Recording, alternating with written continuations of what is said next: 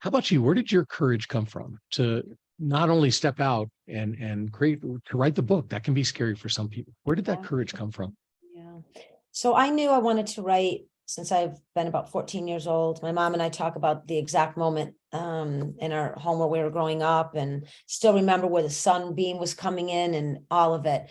And I put it aside just because I just got caught up in the story, captain of the cheerleading team, dating the football player, always, being on and filling in that gap of what maybe people expected, of me. Created my own business when I was very young. I think the courage for me, and I'm sure a lot of people will understand this, came later in life, but it was always there.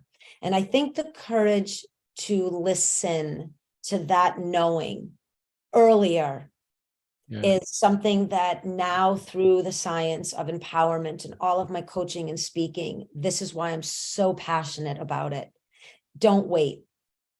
Because it was a lesson learned from me, and I teach this to my daughters all the time. I waited. Now, I know that there's a rhythm to why everybody's life unfolds, but when people say, well, if you could give some advice or impart some wisdom, it would be the moment you connect to that knowing, and we all do.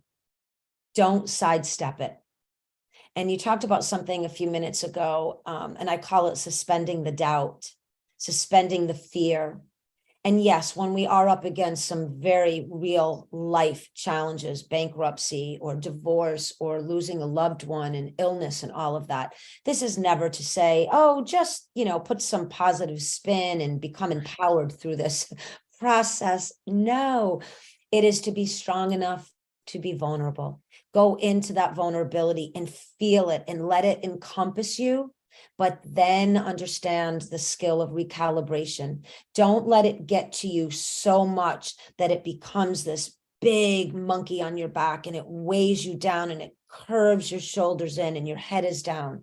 Look at that life experience and know that through the library, through the internet, through Google, through podcasts, research, find a point of motivation, of inspiration, find a point of connectivity, and let that be the beginning step of you coming up and out of that energetic connection to the downside of it, the negative side. I just